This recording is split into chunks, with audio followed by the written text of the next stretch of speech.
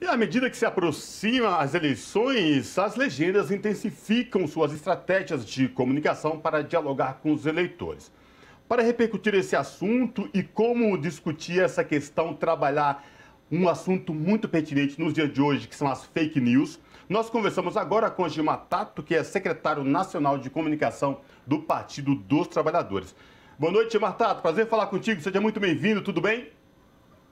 Boa noite, Cosmo. Boa noite, Ana. Boa noite a todos os ouvintes que estão assistindo a TV T. Um prazer estar aqui com vocês novamente. Gilmar, falar de eleição hoje, num momento tão delicado, em estratégia de comunicação, imagino que seja muito delicado, principalmente para um dirigente que detém aí, é responsável pela Secretaria de Comunicação de uma legenda, como você, do Partido dos Trabalhadores, em tempos de fake news. Como é que é trabalhar essa questão, Gilmar, para não deixar que fake news intensifiquem aí e mudem o voto do eleitor, ou seja, que o eleitor se baseie em cima de informações concretas e verdadeiras, Gilmar? Assim, primeiro, não desviar o foco, que é justamente quem produz as fake news querem que nós façamos. Não desviar o foco significa falar da vida do povo, falar da realidade do povo, falar da carestia, da desigualdade social, da falta de comida no prato, falar da área de saúde que o povo está desassistido, falar que o povo está sem emprego. Então, falar da economia. Essa é a principal coisa. Nós não podemos, de maneira alguma, cair assim, no erro de desviar o foco, que é justamente o que o nosso adversário quer. Então, nós vamos continuar falando da economia, falando da realidade do povo brasileiro, e o presidente Lula tem insistido nisso, e tem falado todas as vezes, e isso é fundamental. Segundo, nós temos um monitoramento de rede, de tudo que acontece na rede, que tem a repercussão, evidentemente, que tem algum alcance, e a partir deste monitoramento, aquilo que for crime, nós encaminhamos para os nossos advogados, e aquilo que for, do ponto de vista de conteúdo político, exige uma resposta política, nós, evidentemente, produzimos conteúdos para combater isso. E solicitamos todas as pessoas que recebem essas imagens, essas mensagens, que não reproduzam. Manda para a central de fake news, de combate a fake news que nós temos. A pré-campanha do presidente Lula já está organizada para isso também. O PT estava organizado, passou para a pré-campanha do presidente Lula. E estamos fazendo um trabalho articulado com todos os outros partidos no sentido de integrar as redes de comunicação. Então, o lema é o seguinte: não desviar o foco, falar da política, falar da realidade do povo brasileiro, falar da economia e, por outro lado, não entrar na onda deles. E fazer essa articulação com os partidos. E produção de conteúdos para que isso realmente aconteça. Eu estive em Brasília no começo da semana, o presidente Lula estava lá junto com o ex-governador Geraldo Alckmin, fizemos uma reunião com os assessores de comunicação de todos os deputados e deputadas federais, de todos os partidos coligados, também dos senadores e senadoras. Fizemos também, logo em seguida, no dia seguinte, eu fiz aqui no estado de São Paulo para a pré-campanha do Fernando Haddad. Nós organizamos todas aquelas pessoas que trabalham com comunicação, os assessores que também, os agentes, aqueles realmente envolvidos, não só dos parlamentares, mas também envolvendo os pré-candidatos a deputado federal e estadual, envolvendo as entidades, os setores que estão nessa jornada da pré-campanha do presidente Lula, entidades renomadas de esquerda, como a Central de Movimentos Populares, as outras centrais. Então, essa articulação nós estamos fazendo. O lema é o seguinte, Cosmo,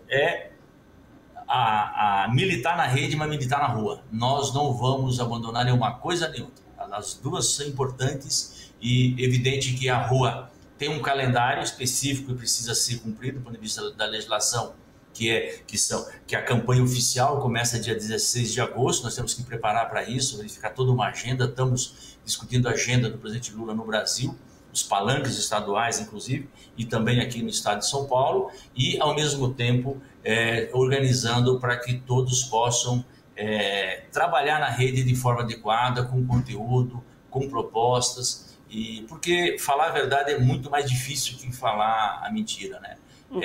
Eu estava ouvindo uma apresentação lá do Sidônio, né, que coordena na área de comunicação a campanha do Lula, e ele falou justamente isso, que a mentira, se você tira a ética da mentira, ela vira uma coisa fascinante, por isso que ela atrai.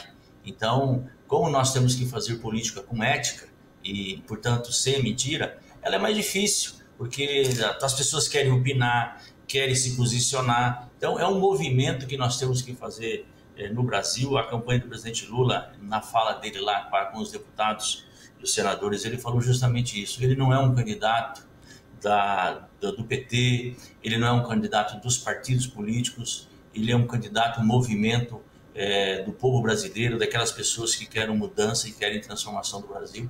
E eu acho que nós estamos no caminho certo. Falta aí algumas dezenas, né, de dias para que possamos realmente ganhar. Espero que a gente ganhe no primeiro turno. Se não der, vamos ganhar no segundo turno. Não tem problema. Nós estamos na rua e nas redes 24 horas por dia. Agora, falando desse processo das redes, você já mencionou de uma certa forma, mas a gente tem aí 2018 um exemplo de como foi o impacto das redes.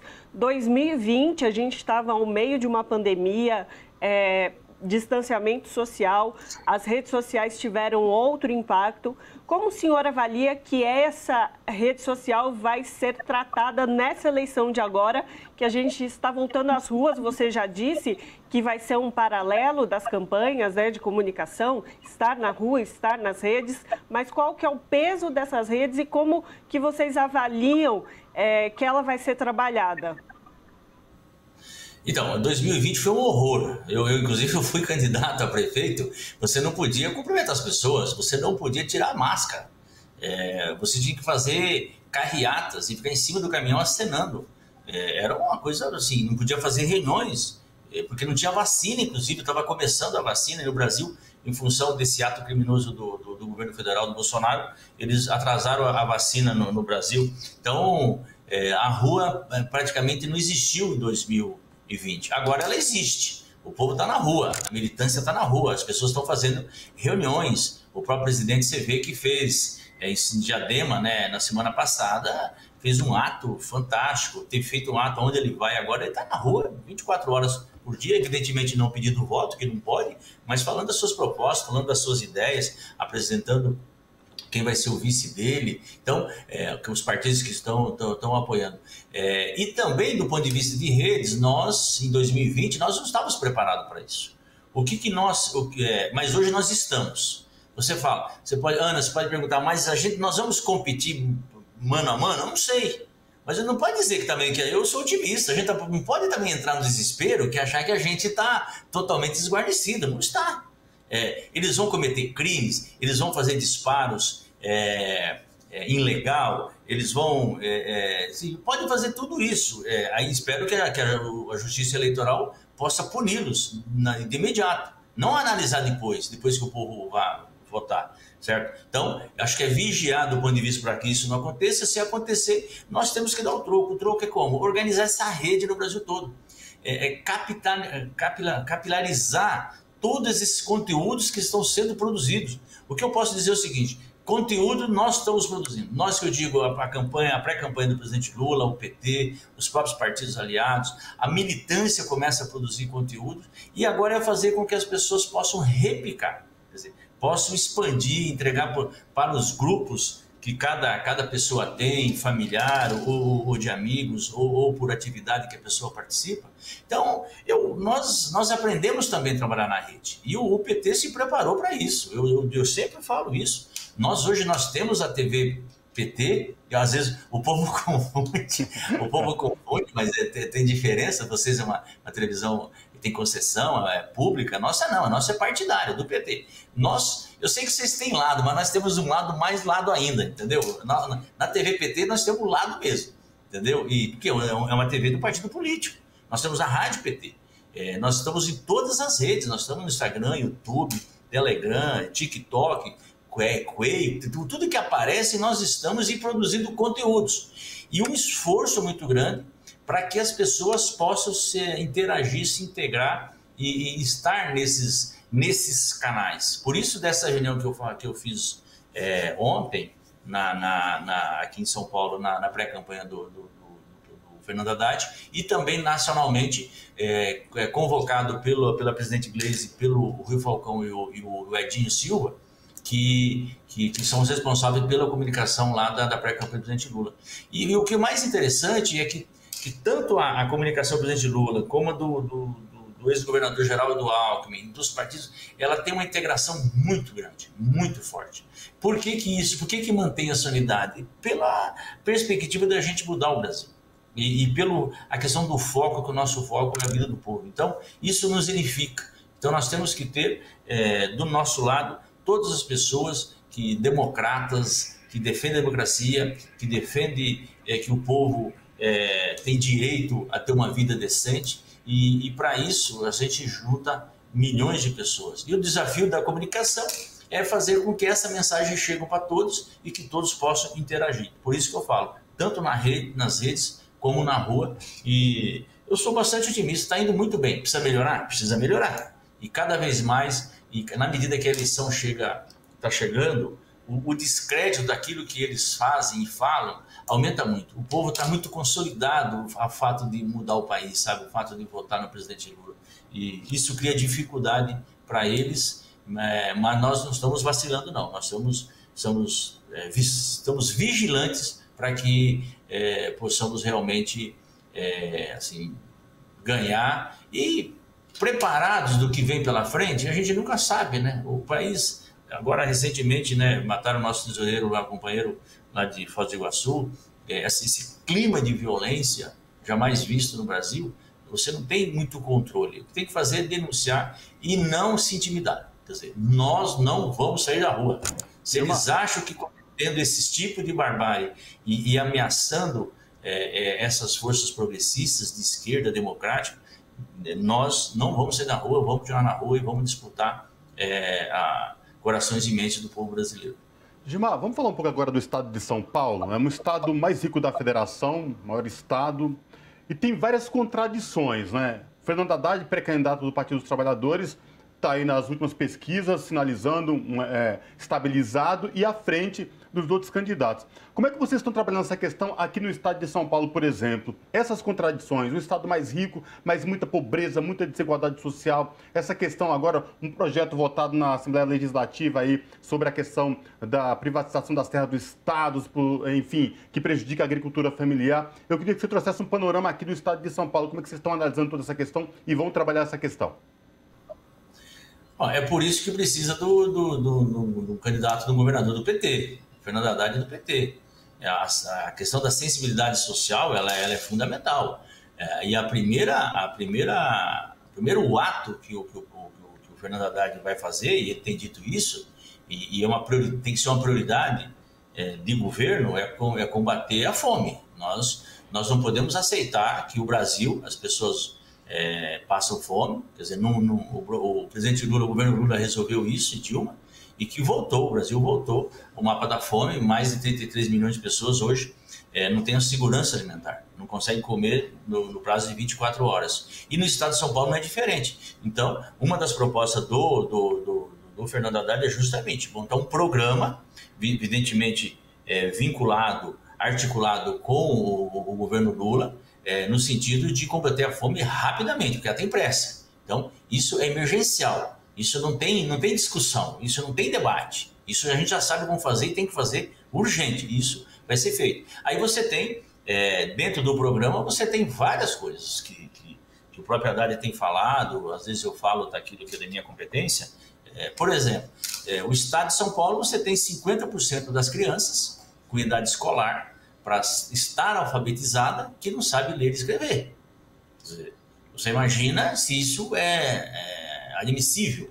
Isso aqui é um escândalo no estado de São Paulo. Então, é uma frente que nós vamos ter que criar, e o Haddad é da área, ele foi ministro da Educação, ele criou o ProUni, criou o Caminho da Escola e vários outros programas, e aqui vai exigir uma articulação com os prefeitos, com as entidades da sociedade civil para resolver rapidamente. Resolver como? Deixar a criança de lado? Não. Você ter uma professora com aula de reforço, você ter uma equipe de psicólogos, de assistente social, porque criança é assim, às vezes ela está patinando, não consegue aprender a ler, escrever, depois que você tem um reforço, depois que a mãe ajuda ou um profissional da área ajuda, ela embala, ela vai embora, ela segue os outros. Então, não pode simplesmente não saber ler e escrever, passa de ano e tira o problema da frente. Não, isso é um programa que ele vai fazer. Tem uma outra área que tem a ver com a minha, que é o bilhete único metropolitano. É uma discussão que nós estamos fazendo. Aliás, nós, na próxima segunda-feira, não sei exatamente se é dia 18, 19, vai ter um debate temático, né? Toda semana acontece um tema sobre transportes, e nós vamos debater essa questão de criar um bilhete único metropolitano que tenha a integração de todos os municípios nas regiões metropolitanas, de tal maneira que a pessoa possa, com apenas uma tarifa, uma passagem, pegar o ônibus no município de São Paulo, no município vizinho, no metrô, no trem. Então, são para isso que serve ganhar a eleição, para você apresentar um programa na campanha, discutir com aquelas pessoas que estão com você, que querem realmente mudança, e depois que ganhar, implementar. Isso o Haddad sabe fazer muito bem. Eu tive o privilégio de estar com ele 4 anos como secretário de Transporte e Mobilidade na cidade de São Paulo. E nós fizemos várias coisas. Ele fez várias coisas em todas as áreas, mas na área de transportes, redução de velocidade, linhas noturnas, bilhete único diário, semanal, mensal, faixas exclusivas de ônibus, faixas de bicicleta. Então, são várias ações que foram feitas na cidade e na área de mobilidade, que inclusive nós estamos fazendo pesquisa, viu Cosmo, viu Ana, que aponta que um reconhecimento das políticas públicas que o Fernando Haddad fez na cidade de São Paulo. Felizmente, depois de muito tempo, se tinha uma ideia de que o governo dele estava com dificuldade. Não, na verdade, conjunturalmente era um momento difícil, mas hoje o povo reconhece como ele fez uma administração descentralizada, moderna, transparente e inclusiva, e esse reconhecimento está tendo, e as pesquisas apontam que ele está ganhando, inclusive, na cidade de São Paulo. Então, é um motivo de muito orgulho para quem mora aqui há muito tempo e conhece essa cidade como ninguém. Tá certo, então conversamos com Gilmar Tato, que é secretário nacional de comunicação do Partido dos Trabalhadores. Tato, muito obrigada pela sua participação. Obrigado, bom trabalho, boa noite. Abraço, até a próxima.